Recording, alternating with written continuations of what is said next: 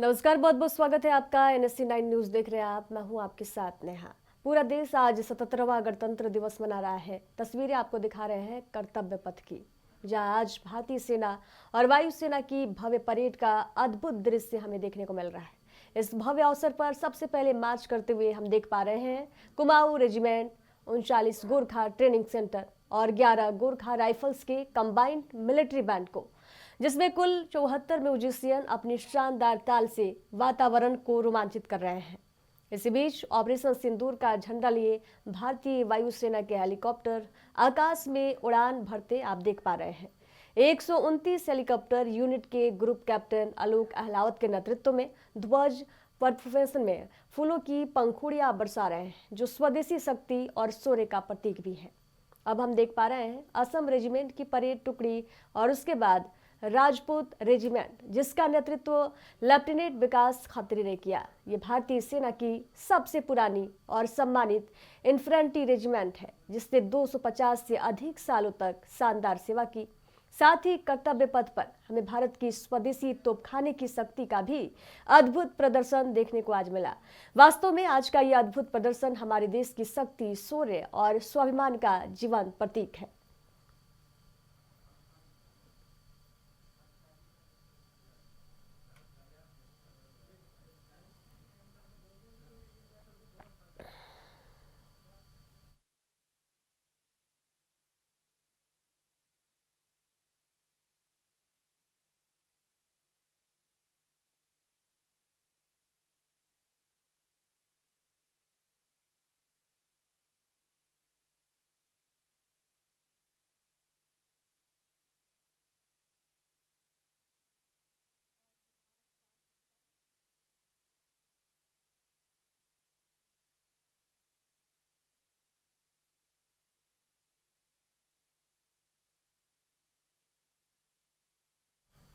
पूरा देश आज 77वां गणतंत्र दिवस मना रहा है। कर्तव्य पथ पर आज की परेड में सबसे पहले मार्च किया BSF का ऊंट दल, जो अपने अद्वितीय और अनुशासित प्रदर्शन के लिए जाना जाता है। इसके बाद ITBP बैंड और मार्चिंग दल के दस्ते ने, जिनकी ताल और अनुशासन देखकर हर कोई मंत्रमुग्ध हो गया। फिर परेड में कदम CRPF बैंड और उनके मार्चिंग दस्ते ने की, जो अपने पेशेवर धुन और सामरिक समन्वय के लिए प्रसिद्ध है। इसके बाद कर्तव्य पथ पर CAPF और अन्य सहायक बलों का मार्च दिखाया गया, जो हमारे राष्ट्रीय सुरक्षा तंत्र की विविधता और ताकत का प्रतीक है। अगली प्रस्तुति दी गई भारतीय तटरक्षक बैंड और मार्चिंग दस्ते का मार्च, जो समुद्री सुरक्षा को तत्परता को दर्शा रहा है। और अंत में भारतीय रक्षा बलों की तीनों सेवाओं, सेना, नौसेना और वायुसेना का संयुक्त मार्च दिखाया गया, जो हमारे देश की अखंडता, शक्ति और शौर्य का जीवंत प्रदर्शन है। कर्तव्य पथ पर आज की ये भव्य परेड वास्तव में हमें याद दिलाती है कि हमारा देश कितने साहसिक और अनुशासित जवानों से सुरक्षित है।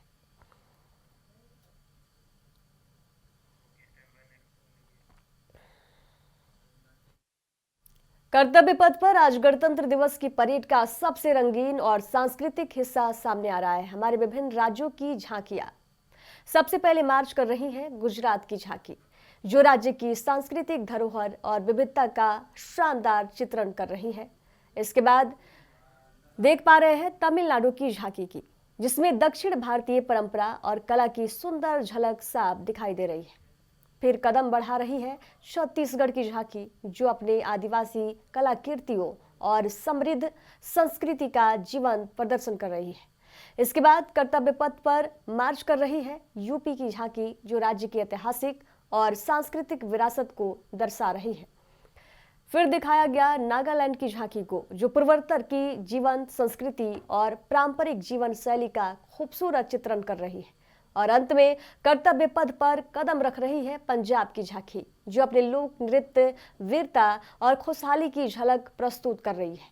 ये झांकियां हमें याद दिलाती हैं कि हमारा देश केवल भौगोलिक रूप से ही नहीं, बल्कि सांस्कृतिक दृष्टि से भी कितना विविध और समृद्ध है।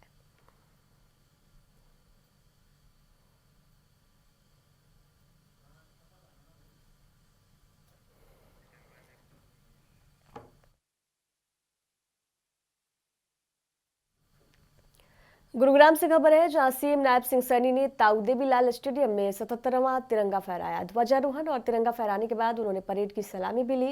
राज्य स्तरीय कार्यक्रम संस्कृति प्रस्तुतियों के साथ साथ मनाया गया। फरीदाबाद के सभी बड़े अधिकारी और विधायक भी इस अवसर पर उपस्थित रहे। सीएम सैनी ने तिरंगा फहराने के बाद परेड की सलामी ली और सैनिकों का उत्साहवर्धन भी किया। कार्यक्रम में राज्य स्तरीय सांस्कृतिक प्रस्तुतियां भी की गई, जिसमें विद्यार्थियों और कलाकारों ने रंगारंग कार्यक्रम पेश किए।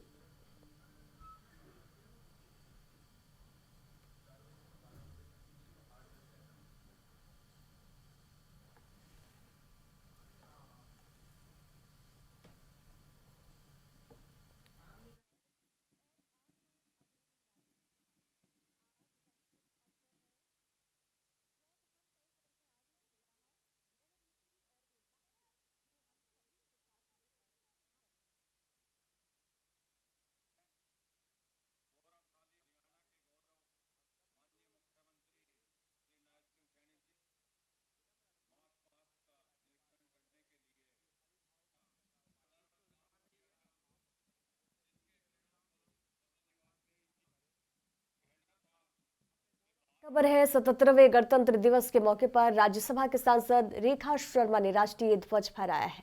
ध्वजारोहण के बाद उन्होंने परेड की सलामी ली और रंग बिरंगे गुब्बारे आसमान में छोड़कर देशवासियों को बधाई दी। अंबाला वासियों ने इस अवसर पर देशभक्ति की भावना के साथ समारोह में हिस्सा लिया।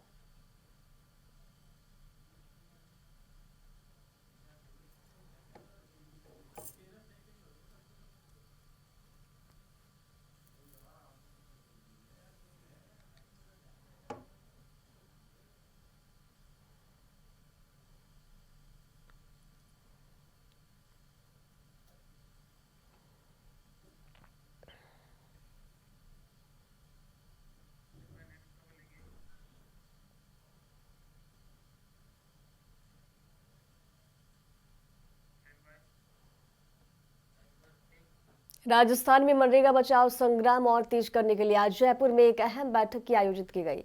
इस बैठक में राजस्थान प्रदेश कांग्रेस कमेटी के अध्यक्ष गोविंद सिंह डोटासरा को कोऑर्डिनेशन कमेटी के अध्यक्ष डॉक्टर सीपी जोशी और सिविल सोसाइटी के प्रतिनिधियों ने हिस्सा लिया। बैठक में भाजपा की केंद्र सरकार द्वारा मनरेगा कानून को कमजोर करने के प्रयासों के खिलाफ चल रहे आंदोलन को आगे बढ़ाने को लेकर विस्तृत चर्चा की गई। साथ ही आगामी कार्यक्रमों की रूपरेखा तय करते हुए ये निर्णय लिया गया कि मनरेगा के तहत हुए कार्यों और उससे ग्रामीण गरीब परिवारों के सामाजिक और आर्थिक जीवन में आए बदलाव को आम जन तक पहुंचाया जाएगा।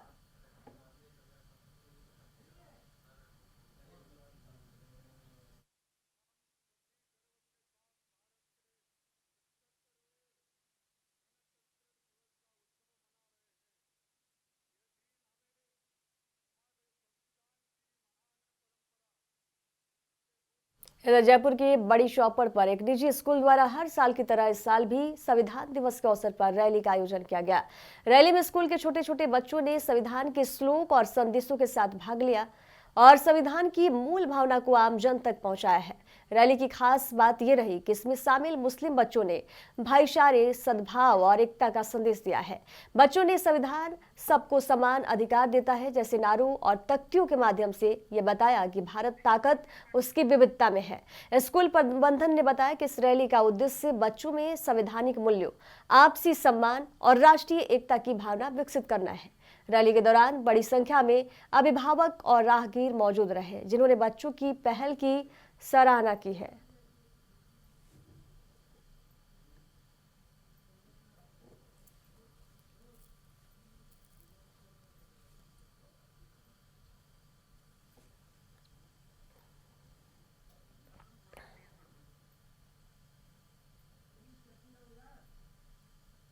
तो जयपुर में मुस्लिम बच्चों ने दिया है बड़ी चौपड़ पर निजी स्कूल के संविधान दिवस का रैली का आयोजन किया गया। इस रैली में बड़ी संख्या में अभिभावक मौजूद रहे और राहगीर भी मौजूद रहे, जिन्होंने बच्चों की पहल की सराहना की है। तो जयपुर के बड़ी चौपड़ पर निजी स्कूल में संविधान दिवस रैली का आयोजन किया गया, जिसमें बड़ी संख्या में स्कूली छात्र छात्राओं ने भाग लिया और इसमें जो शामिल बच्चे थे उन्होंने ये संदेश दिया कि संविधान सबको समान अधिकार देता है जैसे नारों और तख्तियों के माध्यम से ये बताया गया कि भारत की ताकत उसकी विविधता में है। Happy day. आज 77वां रिपब्लिक डे है। सभी देशों को रहमानी स्कूल की तरफ से, रहमानी मॉडल सीनियर स्कूल की तरफ हैप्पी रिपब्लिक डे। यही कि देश एक होना चाहिए, एक रहना चाहिए, और ये जो बातें हैं ये नहीं होनी चाहिए, और देश को आगे बात होनी चाहिए और अच्छी बातें होनी चाहिए। देश को आगे ले जाने की बात, तभी देश तरक्की करेगा। अपन मिलकर रहेंगे तभी होगा। तो हम भी यही चाहते हैं, सब बच्चे यही चाहते हैं, देश आगे बढ़े, बेरोजगारी खत्म हो, ये हो। 45 निकलती बच्चों की, 45 साल से ये 45 साल हो गए मैं इस तरीके से, और बच्चे छोटे छोटे बच्चे देखेंगे आप कितने जोश से निकलते हैं, बड़े बड़े खुश होते हैं क्षेत्रों में जी। ये एकता, ये सब समाज की और देश बनाए रखने के लिए एक संदेश देते हैं हम लोग। हिंदू मुस्लिम भी सब भाई भाई है, इससे अच्छा रहना चाहिए। कुरुक्षेत्र का एक ऐसा गांव जिसे लोग सैनिकों का गांव कहते हैं। यह हर तीसरे घर से एक जवान सेना में जाता है और गांव के करीब 150 से 200 जवान देश की सेवा में तैनात भी हैं। गांव से 3 सैनिक शहीद हो चुके हैं, जिनमें शहीद सुरेंद्र सिंह भी शामिल हैं, जिन्होंने 2001 में आतंकियों से लड़ते हुए अपनी जान दी। गाँव के लोग ये भी बताते हैं कि सेवा का जज्बा पीढ़ियों से चला आ रहा है। रिटायर्ड सैनिक गुरमीत सिंह और प्रयास जैसी कहानियां इस गाँव की वीरता की मिसाल है। शहीद सुरेंद्र के पिता रोनकी राम ने बताया है कि उनकी शहादत ने गांव के युवाओं में देशभक्ति की प्रेरणा दी। हालांकि गांव के लोग ये भी मानते हैं कि अब युवाओं में सेना में जाने का क्रेज जरूर कम हुआ है, जिसका कारण उन्होंने अग्निवीर योजना बताया। फिर भी पंचायत सदस्य सुभाष चंद्र और रिटायर्ड सैनिक राजेंद्र कहते हैं कि गांव में देशभक्ति की भावना अभी भी मजबूत है।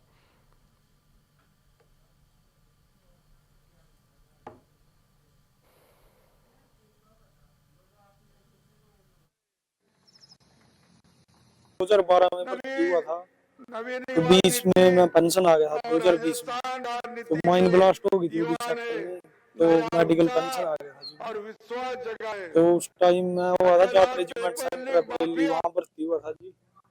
उसके बाद गाँव की पोस्टिंग, उसके बाद यूनिट मेरिट आ गई, तो मेरिट से मैं आरआर में गया। आरआर से आने के बाद फिर मैं अलवर गई जी। उसके बाद उड़ी सेक्टर पोस्टिंग आई। 17 साल सेना में नौकरी करके आया हूँ, जाट रेजिमेंट में, 21 जाट। मेरी हम लगभग 60-70 लड़के जो लगभग 3-4 साल के अंदर जो भर्ती हुए थे। हर भर्ती में हम 10-10, 6-6, 7-7, 5-5 ऐसे ऐसे भर्ती हुए थे उस टाइम पर। ये बात है कोई से पहले की 1999 से लेकर के और 2007-8 तक। तो जिनमें से अभी लगभग 30-35 के लगभग रिटायरमेंट आ चुके हैं, जो पेंशन, और बाकी कुछ अभी ऑन सर्विस हैं। सर मैं 2008-17 मार्च सेना में गया था, और 2025 में अक्टूबर में मैं पेंशन आ गया था। मैंने सर फर्स्ट पोस्टिंग में राजस्थान में गया, अजमेर में, नसीराबाद। उसके बाद मैं जे में कारगिल में चला गया सर 2013 में। वहाँ पे सर हम जैसे द्रास सेक्टर हैं, लेह लद्दाख भी रहे, क्योंकि वहाँ सर पोस्टें चेंज होती रहती हैं पूरा घूमे। उसके बाद सर बठिंडा से फिर आसाम चले गए, चाइना बॉर्डर पर रहे वहाँ भी। तो उसके बाद मैं चंडीगढ़ अलीगढ़ से पेंशन आ गया सर। तो देश में जाके, सेना में जाके सर बहुत अच्छा होता है, सीना चौड़ा हो जाता है कि हम इंडियन आर्मी में वर्दी पहन के। तो हमारे जो शहीद सुरेंद्र भाई हुए थे, तो उस टाइम हम बच्चे थे, तो उनको देख कर ही हम इंडियन की इच्छा हुई हमारी, और हमारे सीना भी चौड़ा हो कि हाँ यार हमारा भाई था। तो उनसे जो हमारे पूर्व सैनिक थे पूछ कि भाई कैसे क्या क्या डॉक्यूमेंट है, कैसे क्या है। तो फिर इंडियन आर्मी भर्ती हो गई। जैसे हम भर्ती हो तो हमको देखकर और भी युवा को मोटिवेट मिला कि हाँ यार ये हो गया, तो वो भी हमसे पूछ के भाई कैसे क्या होगा, वो भी भर्ती होते। यह चलता रहा प्रतिक्रिया, जैसे और नए बच्चे आते रहे वो भर्ती होते रहे। अब जब से अग्निवीर किया है तो बच्चों में थोड़ा सा मोटिवेशन कम हुआ है, बाहर की तरफ ज्यादा जाने लग गए हैं। तो अभी हम भी करते रहते हैं उनको मोटिवेट कि भाई इंडियन आर्मी बहुत अच्छी है, जाओ। बाकी देखो भी आगे बच्चों को क्या मोटिवेट कर सकते हैं। हाँ, हमारा गांव लगभग काफी वर्षों से सैनिकों का गांव रहा है। इसमें कम से कम 150 के लगभग सैनिक हैं जो अभी सेना में कार्यरत हैं, और कुछ रिटायर हो चुके हैं जी। और जिनमें से 2-3 हमारे लड़ाई में शहीद भी हो चुके हैं सैनिक। तो एक तो सुरेंद्र कुमार है जो अभी वहाँ डोडा में काफी टाइम से शहीद हुआ था। एक लक्खी राम जी हैं, वो भी काफी साल पहले शहीद हुए थे। एक और है, उनका नाम थोड़ा मेरे याद नहीं है, वो भी काफी साल पहले शहीद। देश विरोधी तत्वों द्वारा गणतंत्र दिवस पर नापाक साजिश के इनपुट के बाद भारत नेपाल सीमा पर हाई अलर्ट घोषित कर दिया गया है। सीमा पर तैनात सशस्त्र सीमा बल के जवान मैदानी इलाकों से लेकर घने जंगलों तक सघन गश्त कर रहे हैं। रुपईडीहा सीमा पर एसएसबी की 42वीं वाहिनी की जवान अत्याधुनिक हथियारों के साथ हर आने जाने वाले पर कड़ी नजर बनाए हुए हैं। डॉग स्क्वाड की टीमें भी संदिग्ध गतिविधियों पर निगरानी रख रही है। एसएसबी कमांडेंट गंगा सिंह उदावत ने बताया कि देश की सुरक्षा को देखते हुए हर स्तर पर चौकसी बढ़ा दी गई है और हर साजिश को नाकाम करने के लिए सभी एहतियाती कदम उठाए जा रहे हैं।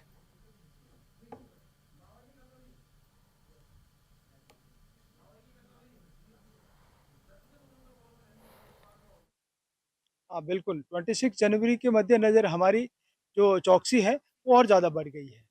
मेरी जो रूटीन नाका पेट्रोलिंग होती है उसके अलावा अब हमने स्पेशल नाका बढ़ा दिए हैं, स्पेशल पेट्रोलिंग बढ़ा दी है। स्पेशल पेट्रोलिंग में मेरे डॉग है वो भी शामिल हैं और आने जाने वालों की सबकी हम पूरी गहनता से जाँच करते हैं, चेकिंग, फ्रिस्किंग करते हैं और ये एंश्योर करते हैं कि या तो हिंदुस्तानी नागरिक है या फिर नेपाली नागरिक है, वो ही सिर्फ आ जा सके। इस तरीके से देखा जा रहा है कि तमाम ऐसे बॉर्डर्स हैं, चाहे वो पाकिस्तान का बॉर्डर हो, म्यांमार का बॉर्डर हो या भूटान का बॉर्डर हो या ऐसे मित्र देशों के जो बॉर्डर हैं, सभी जगहों पर गणतंत्र दिवस को लेकर के बड़ा अलर्टनेस जारी रहता है और हमेशा से चौकसी बरती जाती है। भारत-नेपाल सीमा चूँकि अपना व्यापारिक संबंध है, बेटी-रोटी का संबंध है, ऐसे में आप लोग किस तरीके से नागरिकों को एंटरटेन करते हैं और किस तरीके से यहाँ पर सुरक्षा रखते हैं? हाँ, बिल्कुल चूँकि ये ओपन बॉर्डर है, खुला बॉर्डर है, तो ये मेरे लिए थोड़ा और ज़्यादा चैलेंजिंग हो जाता है।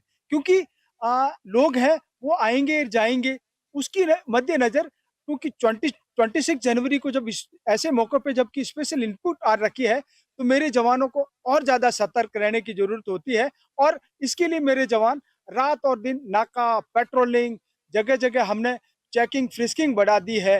हर आने-जाने वाले को हम पूरा गहनता से जांच परख करने के बाद में ही अलाउ करते हैं।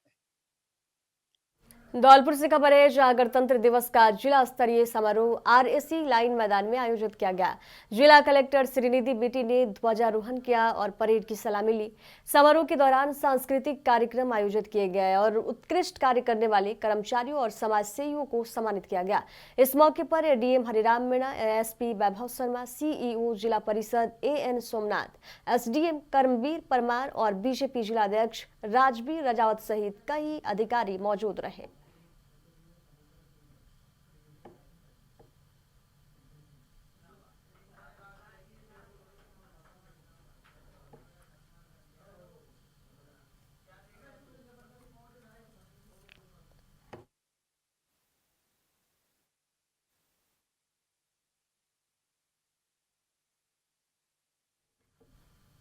मुरादाबाद के लिए गर्व का क्षण, भारत सरकार ने शहर के प्रसिद्ध हस्तशिल्पी चिरंजी लाल यादव को पद्म श्री सम्मान के लिए चुना है। ये सम्मान उन्हें आज गणतंत्र दिवस के अवसर पर प्रदान किया जाएगा। हस्तशिल्पियों और स्थानीय लोगों ने इस उपलब्धि पर खुशी जताई है और चिरंजी लाल यादव को बधाई दी है। मुरादाबाद, जिसे विश्व भर में ब्रास सिटी कहा जाता है, लगातार तीसरे साल पद्म श्री सम्मान प्राप्त करने का गौरव हासिल कर रहा है। हस्तशिल्पी बताते हैं कि यह सम्मान केवल एक व्यक्ति का नहीं बल्कि पूरी पीतल नगरी मुरादाबाद के लिए गर्व की बात है।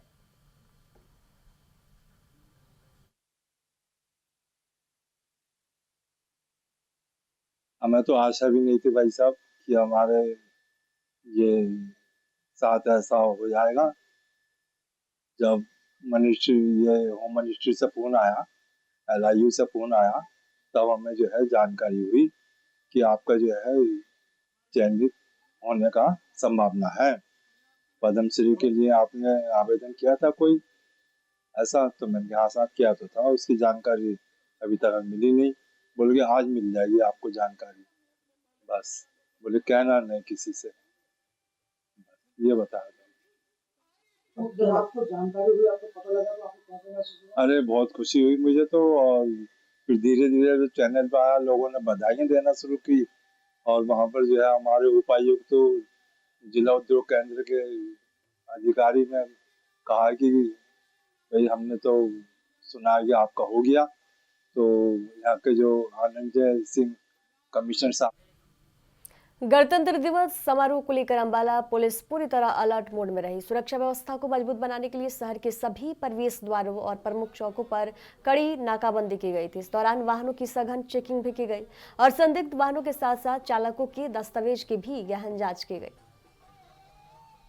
पूरे होटल, धर्मशाला, सराय जितनी है उनको सभी को चेक कर रहे हैं और माननीय एसपी साहब के आदेश अनुसार पूरे शहर में नाके अलग अलग जगह पे लगे हुए हैं और बारीकी से चेकिंग हो रही है।